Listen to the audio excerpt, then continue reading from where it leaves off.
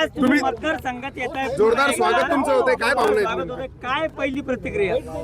ज्या अर्थानं या सर्व तमाम कार्यकर्त्यांचं या पद्धतीनं स्वागत केलं, याचा अर्थ तुम्ही समजून घ्या की त्यांच्यामध्ये किती माझ्या येण्यानं आनंद निर्माण झालेला आहे आणि माझं जे स्वागत आहे याचा अर्थ मी घेतलेला निर्णय कसा योग्य आहे हे आपल्याला हे चित्र आज समोर दिसत आहे.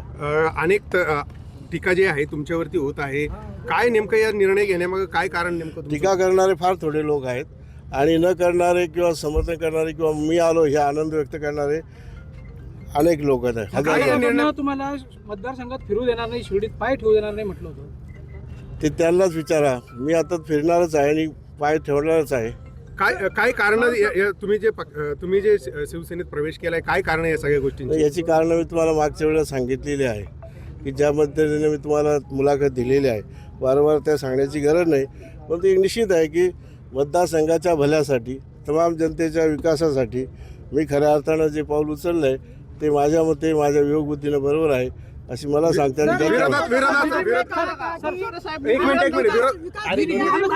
शांतपणे विचारा सगळं.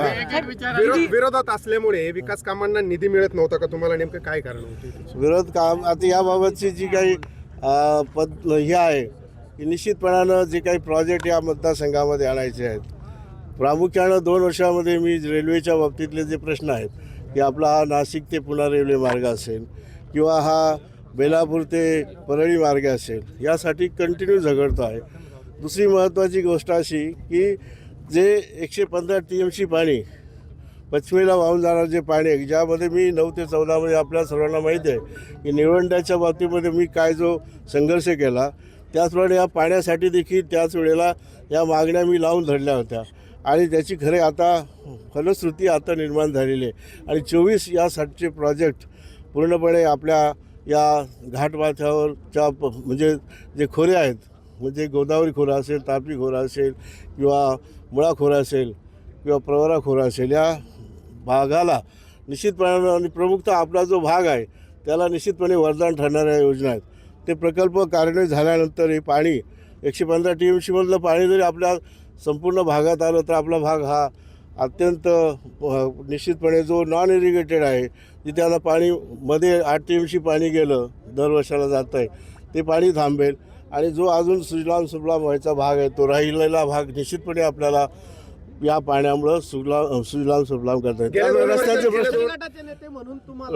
रस्त्याचे प्रश्न आहेत, अनेक विषय आहेत की ज्या विषयासाठी मी सतत संघर्ष करत आलो आहे. त्या करण्यासाठी मला या माध्यमातून निश्चितपणे काहीतरी जनतेच्या पदरामध्ये या विकासासाठी आणता येईल हा माझ्या मनातला. गेले दोन वर्षात 17 कोटी रुपयाचा निधी जो होता तुम्ही खर्च नाही केला, मग विकास कसा करणार? तुमच्याकडे ज्या बातम्या आलेल्या आहेत त्या पूर्णपणे चुकीच्या आलेल्या आहेत. खरं म्हणजे आत्तापर्यंत जो मी खर्च केलेला आहे जवळजवळ, आता याची सगळी माहिती तुम्हाला मी देतो 1 मिनिटामध्ये, फक्त तुम्ही ऐका. ते किशोर कागद आहे, किशोर कागद आहे ना, किशोर कागद आहे, किशोर गद्दारी केली ऐका हे सगळं दिलं. किशोर घे कागद. हा जरा फोन. हे बघा, आपल्या सर्वांना माहिती आहे की जून 24मध्ये शिर्डी लोकसभा मतदारसंघात हा निवडणूक झाली आणि मी निवडून आलो. यामध्ये आम्हाला दर वर्षाला 5 कोटी खासदार निधी मिळतो. त्या निधीतून 24-25, 25-26 ही 2 वर्ष झालेली आहेत. या 2 आर्थिक वर्षात 9 कोटी 80 लाख निधी प्राप्त झाला, बरोबर.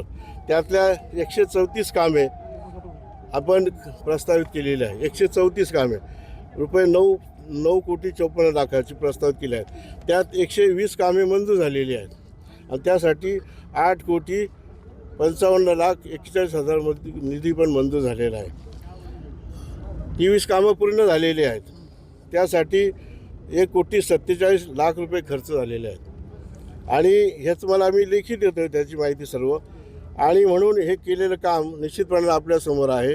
त्याचप्रमाणे अकोले तालुक्यातील जे DPDC आहे, जे वार्षिक नियोजन आहे, त्यामध्ये जिल्हा वार्षिक योजनेतून 55 कामे अकोले तालुक्यासाठी म्हणजे 4 कोटी 16 लाखाचे, खासदार स्थानिकमधून 24 कामे 1 कोटी 62 लाखाचे, संगमनेर तालुक्यासाठी जिल्हा विकास योजनेतून 78 कामासाठी रुपये 4 कोटी 53 लाख 81,000, त्याचबरोबर खासदार स्थानिक 35 कामे, 6,84,00,000, कोपरगाव तालुक्यासाठी जिल्हा वाशिमच्या 29 कामासाठी 30 कोटी, 3 कोटी 8 निधी मिळत होता बुवा साहेब एकंदरीत. स्थानिक विकास निधीतून 25 कामासाठी हा सर्व ही आकडेवारी मी तुम्हाला दिलेली आहेत. आणि जवळजवळ या DPDC म्हणजे जे स्थानिक विकास कार्यक्रम आणि माझा खासदारी कार्यक्रम हा मी पूर्णपणे खर्च करायचा प्रयत्न केला आहे.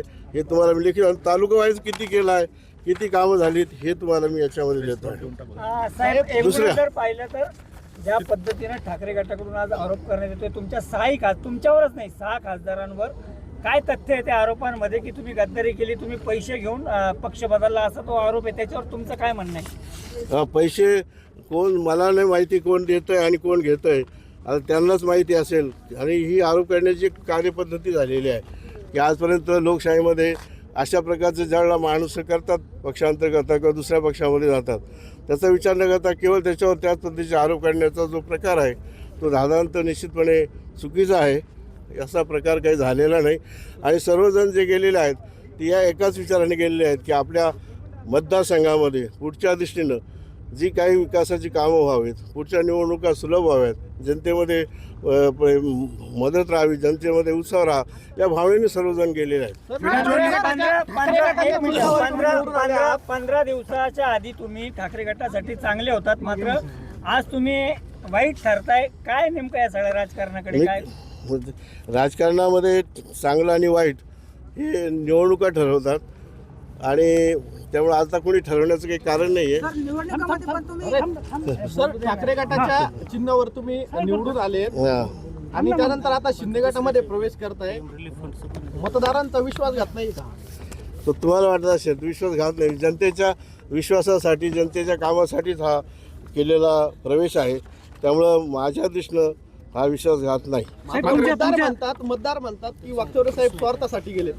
स्वार्थ नाही याच्यामध्ये, जनतेसाठी ज्या अर्थी गेलो त्या अर्थीच जनतेच्या भल्यासाठी गेलेलो आहे. जो निधी साहेब, तुम्हाला 2024 दुसरं आहे का? साहेब, दुसरं आहे का? साहेब, एक नाही, नाही, तुमच्या मनातला माझं- प्रश्न आहे, मनातला प्रश्न आहे का? हां. 2024 मध्ये गुलाल घेतल्यानंतर तुम्ही म्हटले होते की हा जो विजय आहे हा उद्धव ठाकरे यांच्या चरणाशी मी समर्पित करतो, या वाक्याशी तुम्ही जनतेशी आणि त्यांच्या सर्व म्हटलेलं आहे, जनतेशी मी समर्पित केलेलं आहे, त्याप्रमाणे मी वागलेलो आहे आणि वागत आहे. मी त्यांना कुठे काय बोलतोय, काही म्हणतच नाहीये. आगामी काळात अहिल्यानगर जिल्ह्यात शिंदे सेनेत किती पदाधिकारी आणि किती कार्यकर्ते प्रवेश करतील, काय त्याचं नियोजन तुम्ही केलंय का? आलेले दिवस तुम्हाला सांगतील, टाईम आणि वेळ सांगेल.